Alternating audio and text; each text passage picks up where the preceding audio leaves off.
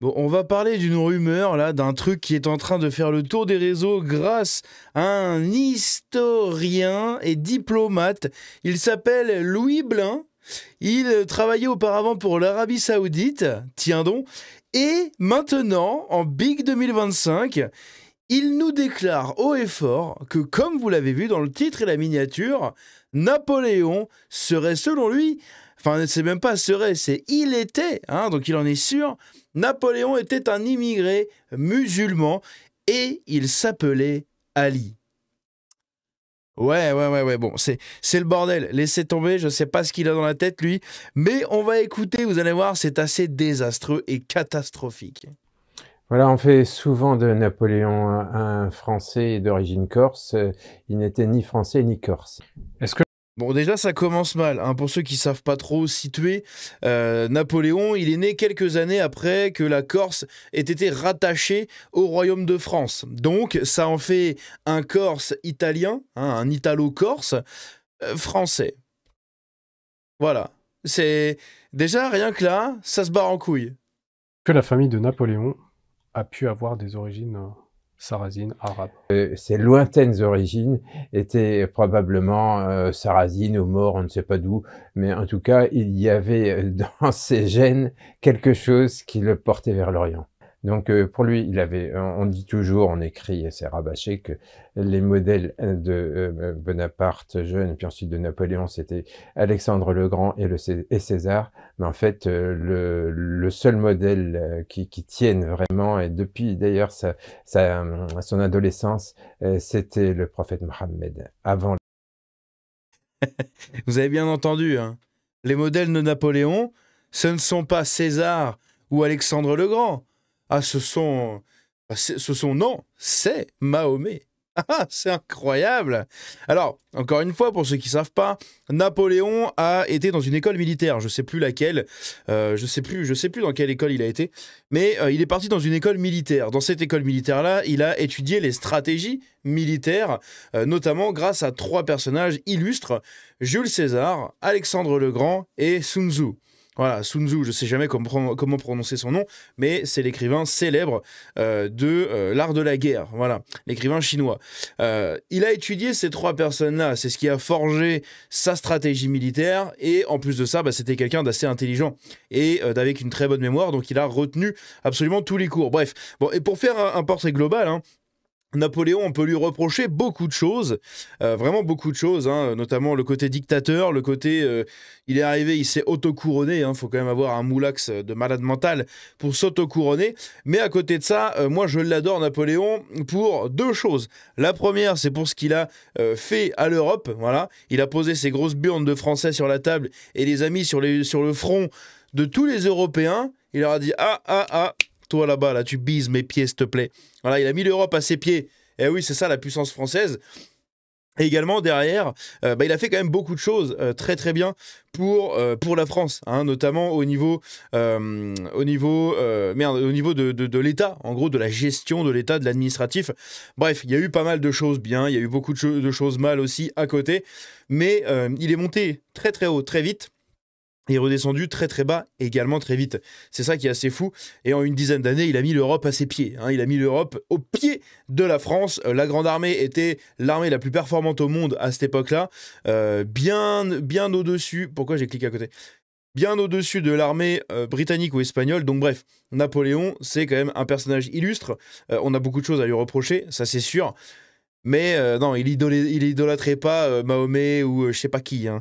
Et il n'était pas non plus sarrasin, mais enfin bon bref. Parce qu'il avait été victime du racisme, et depuis d'ailleurs son adolescence, c'était le prophète Mohammed, avant les autres. Même quand il était jeune, il haïssait la France parce qu'il avait été victime du racisme français. Il se disait Napoléon qui a été victime du racisme français. Très intéressant. Alors, il y a vraiment des pistes là-dessus. Il y a déjà des gens qui en ont déjà parlé de ça. Comme quoi, quand il était jeune, il critiquait pas mal la France. En même temps, il critiquait pas mal la France. C'est un Corse, hein, c'est un Corse.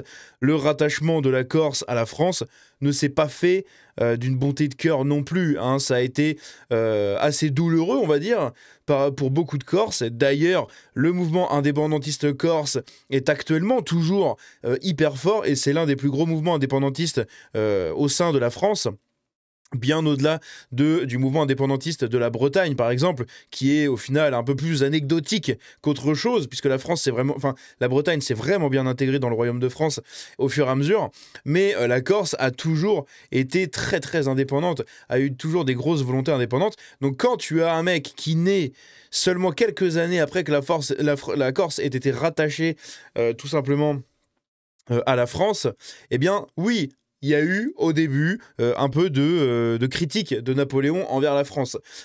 Bon, au final, il l'a quand même bien servi, la France, derrière, hein. Il en a quand même fait un beau pays pendant quelques années avant que tout se barre en couille. Mais globalement, ça a quand même bien marché. Bon, malheureusement, sa descendance derrière a tout flingué, ça c'est autre chose. Mais voilà, hein, donc oui, il y a eu des petites critiques à droite à gauche, sûrement, hein, comme beaucoup de Corses, et comme beaucoup de Corses toujours actuellement qui critiquent beaucoup la France. Catholique officiellement, mais selon vous, musulman dans l'âme. Oui. Comment définiriez-vous son identité religieuse? Était-il donc catholique, déiste ou musulman? Alors, c'était un catholique qui préférait l'islam au christianisme.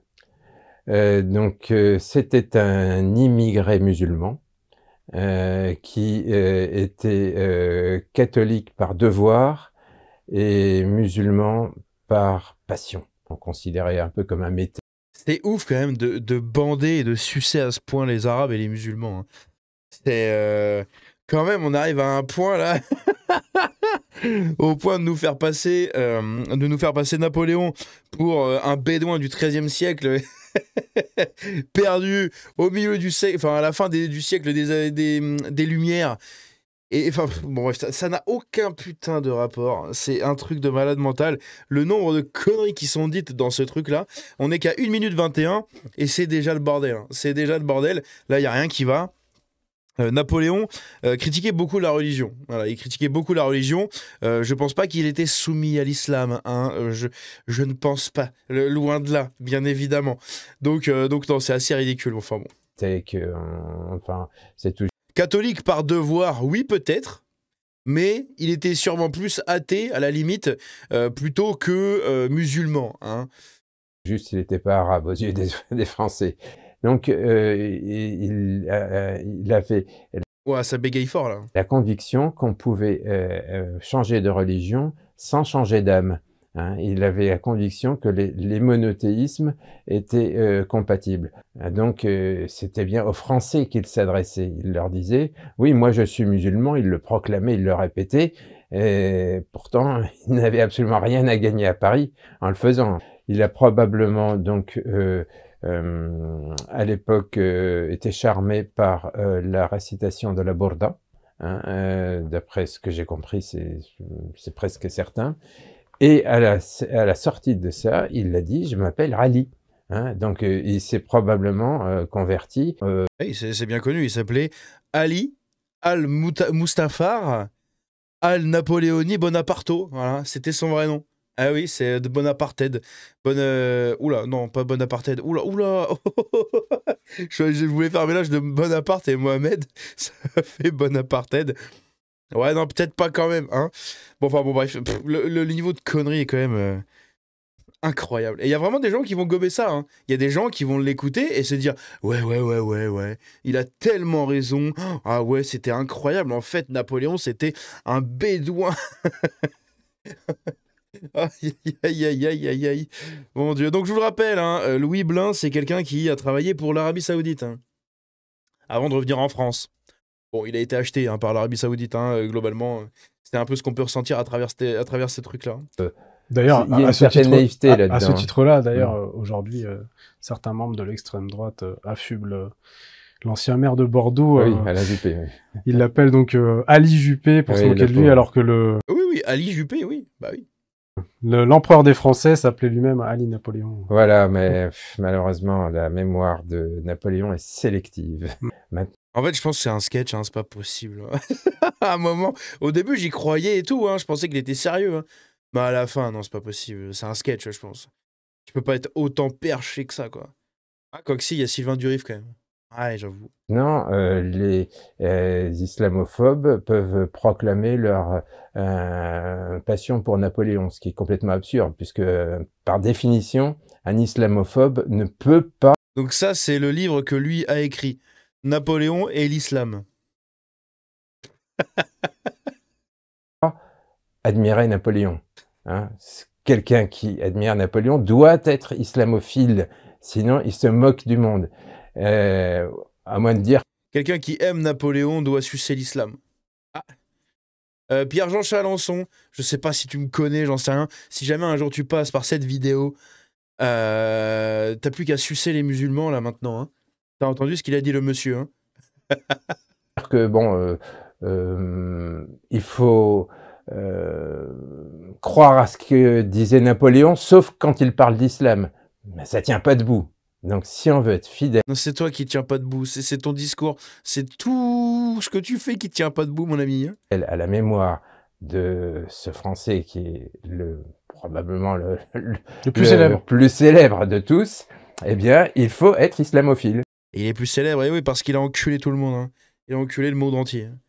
Enfin, le monde entier, non, mais il a enculé l'Europe. Hein. Voilà, il a mis l'Europe à sa botte. Hein. Mohamed. Ouah, putain, ça gueule. Évidemment, avec le montage à la fin, là. Bon, bref, c'est lunaire. C'est vraiment... c'est vraiment lunaire. Sans déconner, il y a des gens qui vont gober ça, c'est assez incroyable. Hein. Ici, on a Gabriel de Varenne qui nous dit « Ne rigolez pas, cet imbécile est convié sur l'audiovisuel public et érigé comme référence afin de débiter ses âneries. » Eh oui, Mahomet et le Coran reviennent à une centaine de reprises dans l'œuvre de Victor Hugo. Ah bon? Quel rôle l'islam a-t-il joué dans son œuvre et, partant, dans le patrimoine littéraire français? Avec Louis Blin, docteur en histoire et arabisant. Non, arabaisant, je crois que c'est arabaisant. Victor Hugo occupe une place marquante dans l'histoire des lettres françaises au XIXe siècle, mais on ne connaît que très peu, voire pas du tout, sa relation à l'islam. Alors du coup, toi tu la connais mieux que tout le monde, d'accord. Pourtant, cette religion a irrigué son œuvre, comme elle a représenté une source pour étancher sa soif eschatologique, comme ça, bon, bref. Le diplomate et historien Louis Blin viendra étayer comment l'homme océan trouvait dans le prophète un modèle. Comment l'homme océan a trouvé, dans le prophète un modèle et a cherché dans le Coran une voie de, je ne sais pas, une voie de pénétration du divin.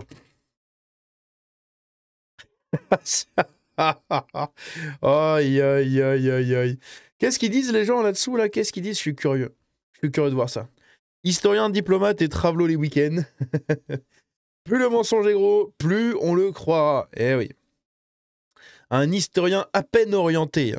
Donc Victor Hugo et l'islam. Voilà, donc tout à l'heure il a fait Napoléon et l'islam. Là. Le monde arabe dans les albums de Tintin. Lamartine, passeur d'islam. Waouh. La Ligue islamique mondiale, le renouveau musulman. Ah ouais, mais lui, il engobe des chibres et des chibres. Hein. C'est incroyable, hein, des kilomètres d'islamisme. Hein. Incroyable. Ce monsieur est un converti et un fanatique. Il a vécu en Arabie Saoudite et est membre d'honneur du King Faisal Center for Research and Islamic Studies. Ah ouais, bah voilà. Donc c'est le centre de recherche pour, en gros, la culture islamique et le centre du roi Faisal. Et du coup, il est membre d'honneur de ce truc-là. Hein. Il écrit sur le très islamophile site oumma.com. Ah oui! Ah oui, oui, oui, mais c'est quand même dangereux parce qu'il y a des gens qui vont le croire. Hein. Il y a des gens qui vont le croire. Quant à Jeanne d'Arc, elle portait le hijab et a donné naissance à un petit Abdelkrim, connu plus tard sous le nom de François Ier. Aïe, aïe, aïe. Et les premiers Suédois étaient noirs, oui, oui. Et puis la Tour Eiffel est faite d'acier musulman algérien, comme nous le savons tous, sans compter Big Ben qui était je ne sais plus où au Maghreb avant de finir à Londres. Ces gens sont complètement fous. Voilà. Napoléon, voilà. Il nous apprend rien, on savait déjà. Tiens, je pense que... Peut-être que je vais mettre ça comme miniature, je sais pas, je vais voir. Urgence à l'Akbar, voilà les timbrés de la vie. Hein. Et la campagne d'Égypte, c'était pour retourner chez lui. En même temps, les historiens français disent que les terreaux du Bataclan sont français. Donc bon, c'est vrai, c'est vrai. Aïe, aïe, aïe, aïe, c'est incroyable. C'est incroyable, en vrai. Putain. Mais même Vercingétorix, ça devrait sûrement être un musulman. Non mais sans déconner, il y a vraiment des gens hein, qui vont gober ce qu'ils racontent. Hein. C'est quand même assez aberrant. Bon bref. N'hésitez pas à me dire ce que vous en pensez dans les commentaires. Au début, je me suis dit, je vais essayer de debunk et tout. Puis en fait, C'est tellement tiré par les cheveux, son bordel, que ça n'a aucun putain d'intérêt. Si ce n'est de faire parler et de convaincre peut-être 10-20 bonobos qui sont prêts à croire n'importe quoi. Bref, c'est assez incroyable. N'hésitez pas à me dire ce que vous en pensez dans les commentaires. N'hésitez pas à réagir dans les commentaires.